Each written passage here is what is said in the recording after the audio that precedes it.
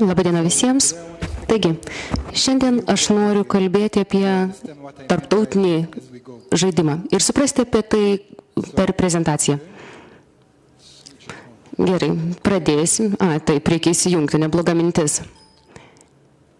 Gerai. Taigi, mes visi žinom, kad kaip žmonės mes norime būti laimingi, ieškome visokiausių būdų, kaip būti pilnatvėje. Bet jei pasižiūrėtume į statistiką, ir aš pradėsiu nuo linksmųjų dalykų, suprasime, kad depresija yra labai globali problema. Pasaulio sveikatos organizacija sako, kad 450 milijonų žmonių pasaulyje yra depresijoje, 800 tūkstančių nusižudo. 2030 metais prognozuojama, kad depresija bus pati didžiausia žmonių problema, didesnė nei AIDS ar vėžys. Ir kasgi yra ta depresija? Turbūt jūs visi žinot, tai tokia būsena, kai jaučiame liūdesį, kai nejaučiame vidinės motyvacijos, mes taip pat nesijaučiam laimingi. Ir tai yra šiek tiek keista. Kodėl? Nes tokių pat duomenų neturime susijusių su vaikais. Mes neturime tokio fakto, kad vaikai gimtų depresuoti. Mes nematome 5 metų vaikų, kurie gertų antidepresantus. Tačiau kaip yra, kad mes iš tos laimingos būsenos, iš to buvimo jaunais žmonėmis laimingais, pereiname prie buvimo tuščiais, savižudžiais vyresniais žmonėmis. Ir tai ypatingai keista šiandien, kai mes turime visą technologiją, turime visus išradimus ir turime tiek daug įvairiausių dalykų.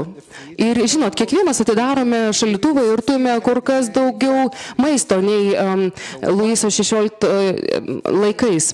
Tai kodėl taip yra, kad žmonės jaučiasi tokie nelaimingi? Kodėl jie neturi motyvacijos gyvenimui? Ir ne tik depresija yra šiandieninė problema. Ta pati galime pasakyti apie kūrybiškumą.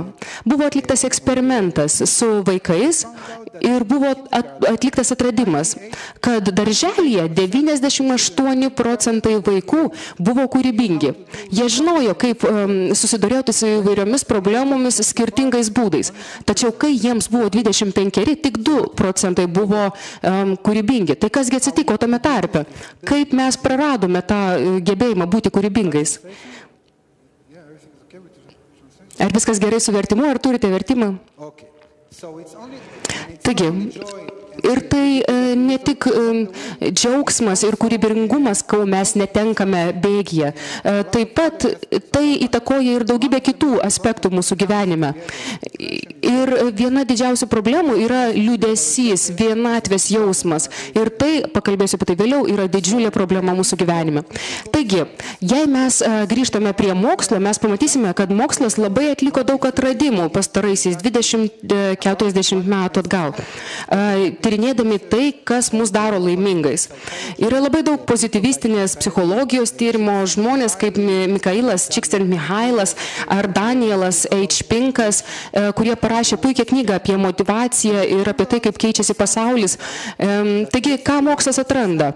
Tai, kas mus daro laimingus, tai yra santykiai, bendravimas, kiekinė ir kokybinė prasme. Santykiai yra vienas ir didžiausių pagrindinių faktorių, kurie padaro žmogų laimingą. Autotelinė asmenybė iš graikų kalbos, auto reiškia pats, celis reiškia tikslas. Tai reiškia, kad pats žmogus žino, ko jis nori, jis pats nusistato savo tikslus. Niekas jam neturi primesti jo tikslų. Autonomija ir tikslas. Jei žmogus jaučiasi pats atsakingas už savo gyvenimą, jei jis jaučia, kad jis gali kontroliuoti savo gyvenimą, jei jis jaučia tikslą savo gyvenime, jis laimingas. Ir vidinis pasitenkinimas. Mes matome, kad galų gale laimė tai nėra kažkas išoriško, tai nėra ką mes perkame, tai kažkas viduje, mūsų viduje. Sekmadienį eidami apsipirkti mes nepatirime to džiugesio. Tai yra tai, kas viduje. Žinome, kad būti laimingu yra ne momentas, o tai yra procesas. Džiaugsmas, džiugesys yra tai, ką aš pajuntu per laiką. Aš jaučiuosi laimingas. Tai nėra tarsi vienas akimirka, tai nėra momentas. Ir kai jie žiūrėjo, tyrė žmonės nuo tų, kurie laipo kalnais, nuo verslininkų ir vyriausių kitų specialybių. Ir jie žiūrėjo, kada jie jautėsi labiausiai laimingi, kada jie jautė didžiausią džiugesį. Ir buvo atrasta, kad iš Malaizijos iki pat Kanados tie žmonės apibūdino šitos momentus labai panašiai. Jie apibūdino jausmą, kai jie nejaučia laiko, kai jie jaučia, kad neegzistuoja laikas, jie nejaučia savęs, jie taip įsijautė į tą veiksmą, kurį atlieka, jie taip įsijautė į šį momentą, kuriame yra. Ir mokslininkai šį fenomeną pavadino flow. Ir kas tai yra? Iš esmės, trumpai tariant, mes patirime šitą jausmą flow, kai turime iššūkį ir turime gebėjimus, kurie maitina šitą iššūkį. Jei mes turime iššūkius, kurie yra kur kas didesni negu mūsų gebėjimai, pavyzdžiui, jeigu aš nemoku slidinėti, bet man liepia čiuožti nuo labai greitos trasos, aš greičiausiai susilaužysiu koją, aš nekęsiu slidinėjimų ir norėsiu kuo greičiau bėgti į Izraelį. Bet jei aš jau daugybę metų slidinėjau ir jūs mane nuvežte į labai paprastą trasą, man bus nuobodu. Aš jausiu, kad aš noriu kažką kitą daryti, man tai bus neįdomu. O flow atsiranda tuo met, kai iššūkis atitinka mano gebėjimus. Ir tam, kad būtume nuolatos šitoje būsenoje flow, vadinasi, mes turime visuomet ieškoti naujų iššūkių, šiek tiek didesnių iššūkių ir kartu turiu mokytis nuolat naujų įgūdžių. Ir tai yra būtent toks būdas, kuriuo aš galiu gyventi laimingą gyvenimą. Jei aš nustosiu mokytis, man taps nuobodu. Jei aš ieškosiu daugybės iššūkių, jei aš nustosiu mokytis, aš tapsiu nelaimingas. Jeigu aš nebeieškosiu iššūkių, man bus nuobodu. Taip pat mes randame štai ką. Tai, kas padaro vieną žmogų laimingą, tai yra, kai jisai kažką atlikdamas nori tapti labai geras šitoje srityje, meistras. Tai ne tuomet, kai tikslas yra, kad aš norėčiau uždirbti daug pinigų. Tai yra, kai tikslas yra, aš noriu būti geriausias toje srityje, kurioje aš dirbu. Ne dėl to, kad visuomenė į mane žiūrėtų ypatingų būdų, ne dėl to, kad gaučiau daugybę pinigų, bet kad aš tiesiog noriu būti meistras. Taip pat iššūkius mes turėtume matyti ne kaip problemą, nes pats buvimas laimingų yra iššūkis, bet mes turime į tai žiūrėti kaip į galimybę augti. Aktyvūs, nepasyvūs žmonės, tie, kurie imasi veiksmų, tie, kurie jaučiasi savo gyvenimo, atsakingi už savo gyvenimą, kai jiems neliepiama, nenurodinėjama, tie, kurie aktyvūs, jie jaučiasi atsakingi už tai, ką jie daro. Jei aš pasyvus, aš visuomet kaltinu kitus. Jei aš nelaimingas ir pasyvus, tuomet aš kaltinu loteriją, kad aš jos nelaimėjau. Aš kaltinu savo motiną ir tėvą, kad jie manęs nenukraustė į Vokietiją, kai aš buvau 2 metų. Aš kaltinu aplinką, kad aš susitokiau su šia moterimi, o ne kita. Aš kaltinu visą aplinką, kad aš mokiausi elektronikos, o ne kitos kompiuterijos. Nes aš nesijaučiu atsakingas. Bet jei aš jaučiuosi atsakingas už savo gyvenimą, aš galiu imtis veiksmų dabar ir keisti savo gyvenimą. Grit, pakantumas. Jei aš noriu būti meistras, aš turiu norėti pakęsti tą skausmą, kartėlį, kuris eina kartu per mokymosi procesą. Tačiau tai nebėra skausmas, tai tampa saldu. Pasižiūrėkite į bet kurį įsimylėjusi, kuris labai ilgisi savo mylimojo. Jūs pastebėsite, kad šis jausmas pasilgimo yra toks saldus, toks malonus, nes žmonės rašo apie tai eiles. Pakalbėkite su menininkais, kurie sako, kad skausmas naujo kūrinio atsiradimo, gimimo, kiekvienas naujas procesas yra, kiekvienas naujas lydi skausmas. Bet jei mes turim tikslą, mes galime panaudoti šį skausmą tinkamu būdu, išnaudoti jį, nesistengti jo išnaikinti. Dar vienas dalykas, jei žmogus jaučiasi tarsi būdamas dalimi kažko didesnio nei jis pats, jeigu jis dirba didesnio tikslo link vardan bendruomenės, jis bus laimingas. O ką mes darom mūsų dabartinėme žaidime, mūsų socialinėme žaidime, kurį mes žaidžiam kasdien pasaulyje?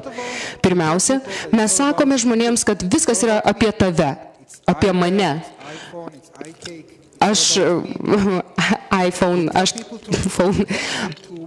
Mes sakome žmonėms, kad jie turi bendrauti per ekranus.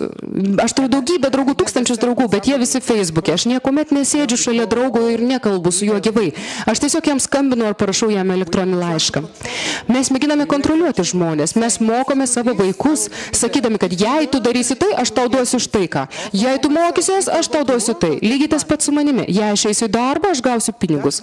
Ir tokiu būdu mes sukūrėme pasyvius žmonius. Pasyvius žmonės, kurie laukia išorinių paskatų. Jie nesimėgauja procesu, jie neina paskui jį. Mes tą patį matome mokyklose. Jūs mokotės egzaminams, ne tam, kad būtumėte meistrai savo srityje. Jūs mokotės tam, kad tapti gerais per egzaminą. Taip pat ir dirbame, ne tam, kad taptume meistrais, bet tam, kad gautume pinigus mėnesio gale. Ir mes darome daugybę dalykų, kad būtume populiarūs visuomenėje. Daugiausia taip galime pastebėti medijoje, kad mus nori privesti prie tokio mąstymo būdo, kad viskas turi turėti dabar čia šią akimirką tam tikrą atpildą. Aš nenoriu jokio skausmo, jokio vargo, aš nenoriu dėl to dirbti, bet noriu dabar pat čia ir dabar paskatų. Net jei ir dabar pat gaučiau viską, bet jei dėl to nebūčiau ilgai dirbęs, aš vis dėlto netapčiau laimingas. Čia ir yra problema. Laimė, buvimas laimingu yra susijęs su iššūkiais. Ir štai taip mes kūrėme pasyvius vartotojus. Žmonės galvoja, kad jų laimė priklauso nuo išorinių dalykų. Jei jie jaučiasi blogai, jie eina ir perka. Jei jie jaučiasi blogai su savo žmona ar vyru, jie keičia savo sutuoktinį. Jie keliauja į kitą šalį. Jie visuomet nori, kad pokytis būtų ne jų viduje, o išorėje. Bet taip neveikia, tai neatsitinka. Jei žinote, turbūt daugumai žino jūsų apie Marshmallow tyrimą. Tyrimą, kurį darė su vaikais. Marshmallow tai yra toks saldainis. Jie davė 4-mečiam, 5-mečiam vaikam tuos, tarsi saldainius ir jie sakė, jei jūs norite šito saldainio, jūs turite palaukti 15 minučių. Ir jie išeidavo iš kambario. Vaikai, kurie iškentė neturėdami tuo metu pasitenkinimo ir sulaukė tų 15 minučių, jie buvo mažiau smurtaujantis, mažiau depresuoti, jie buvo labiau patenkinti, jie iš karto suprato, kaip iškęsti skausmus, kad gauti didesnį pasitenkinimą. Ir aš kalbėjau apie liūdesį, nežinau, ar jūs žinot, bet Amerikoje liūdesys, vienatvė yra laikoma viena didžiausių problemų visų ligų pasiekmė. Jei jūs jaučiatės vienišas, tai yra, jūs turite kur kas didesnį tikimybę gauti širdies ataką, vėžį, aukštą kraudimo spaudimą, aukštą kraujo spaudimą ir taip toliau. Visas šias lygas, vien dėl to, kad jaučiatės vienišas. Taigi, koks yra sprendimas? Kaip mes galime sujungti visus taškus? Kaip mes galėtume pakeisti žaidimo elementus visuomenėje? Mano šeimoje, mano bendruomenėje, mano mokykloje. Galbūt netgi visame pasaulyje. Taigi, aš kalbėsiu apie integralų žaidimą. Pirmiausia, mes turime suprasti, kad naujame pasaulyje mes visi susiję, per visą pasaulį mes susiję. Ir todėl mes turime judėti nuo aš iki mes. Tai nėra apie konkurenciją, tai nėra apie aš ir tu, tai yra apie aš ir tu kartu. Iššūkiai, su kuriais susiduria žmonija dabar, nuo atšilimo iki ekonominės krizės, jų negalima išspręsti po vieną. Mes žinome, kad tam, kad vaikas save realizuotų, jisai turi labai turėti saugią aplinką. Kompetitinga aplinka mus skatina 90% savo energijos skirti tiesiog sekimui, kas man trenks, kaip aš pralaimėsiu. Vietoj to, kad aš save išreikščiau, 90% laiko aš ginuosi. Ir dėl to mes turime pakeisti didelę dalį visuomenėje esančių šiandien vertybių. Per šeimas, per bendruomenės, per visą pasaulį, nesvarbu, tai iš esmės nuo to niekas nepriklauso. Taigi, vietoj to tiesiog neryšio, jei aš tau duosiu tai, tu gausi tai, aš turiu sukurti tam tikrą žaidimą, kur žmogus, kuris nori save išreikšti, jis galėtų tai padaryti tame žaidime, be to, kad aš jam pasakyčiau, ką jis turi daryti. Jei mes sukūrime mūsų klasėje tokią aplinką, kur svarbiausia yra tai, kas daugiausia savęs atiduoda bendram tikslui, vaikas ieškos, kur jis geras, jisai bandys atiduoti būtent per tą sritį, kuo daugiau, kiek jis gali. Aš neturėsiu jam aiškinti, mokytis geriau, nes jis jaus tą jausmą flow ir jis jausis gerai tai darydamas. Vietoj to, kad rūpintumėmės išoriniais dalykais, mes turime kurti vidinę motivaciją. Jinai ateina iš to, kad mes jaučiamės dalis kažko didesnio, nes tai niekada, išorinės paskatos niekada nepadarys manęs laimingų. Šioje istorijoje, jei mes kūrėme istoriją, tam tikroje aplinkoje, svarbiausia yra santykis, ryšys tarp mūsų, kur mes turėtume ieškoti ne naudos savo, bet bendros naudos bendruomeniai. Ten kiekvienas gali sukurti savo istoriją ir tapti savo istorijos herojumi. Aš esu matematikos herojumi ir aš džiaugiuosi, kai aš galiu visiems kitiems padėti toje srityje. Jei aš jaučiuosi meistras literatūroje, aš ten ir save išreikšiu padėdamas kitiems. Taigi, aš tuo metu dirbu ne dėl rungtyniavimo, bet dėl to, kad galėčiau tapti dar geresniu meistru, kad galėčiau parodyti, koks aš esu geras toje srityje ir tai perteikti kitiems. Ir tuomet aš žiūriu į savo egoizmą kaip į iššūkį. Tai mane nuo mano džiaugsmo atskiria ne kažkas išorėje, o kažkas viduje. Ne ekonominė krizė, ne žmonės, su kuriais aš susitinku, bet tai, kas viduje, mano vidiniai norai, mano egoizmas, kuris nori atlygio čia ir dabar, kuris nori būti didesnis už visus kitus, tai yra didžiausia problema. Tai man trukdo pasiekti laimę. Ir vietoj to, kad turėtume pasyvius vartotojus, mes turime aktyvius žmonės. Klasėje mes turime entreprenerių, atradėjų grupę. Mes turime pasistengti, kad visi siektų bendrą gėrį, stumti vis tolyn. Vietoj to, kad neturėtume pakantumo, mes turime išmokti savo asmeninį skausmą pakeisti. Buvo atrasta, kad žmonės, kurie patyrė automobilio avariją arba žmonės, kurie turėjo vėžį, jei patirėte automobilio avariją ir tampate suluošintų, bet jie randa, kad tie žmonės nėra nelaimingi.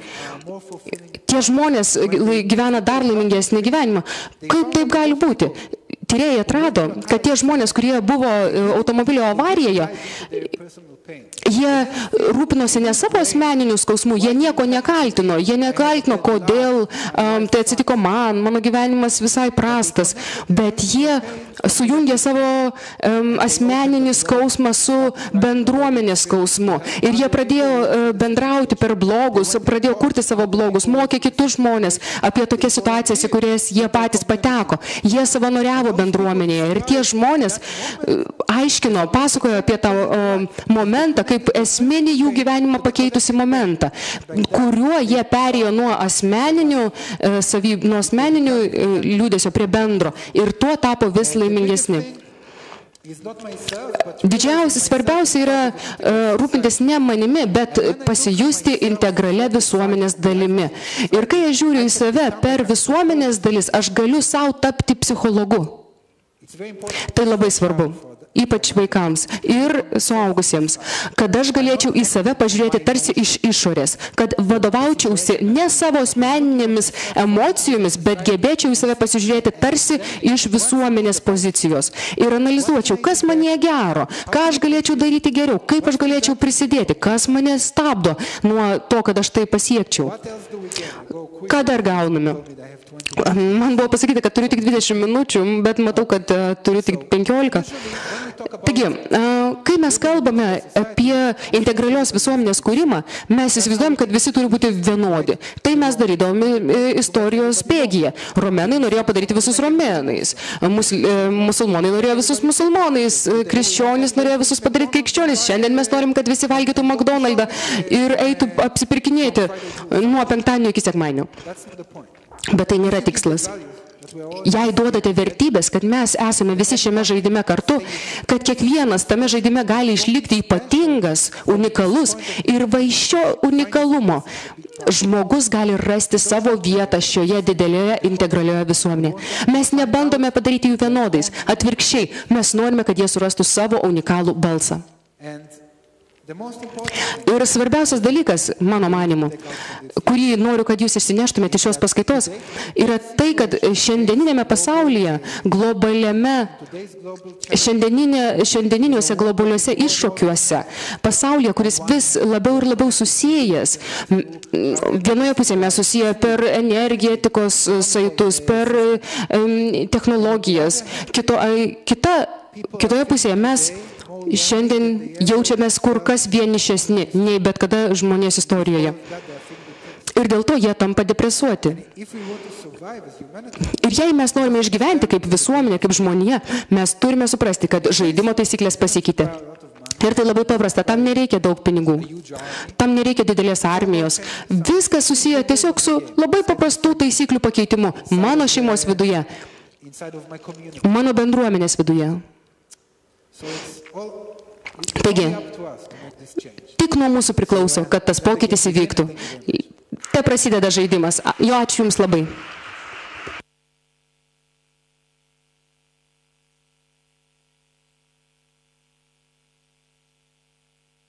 For growing ideas.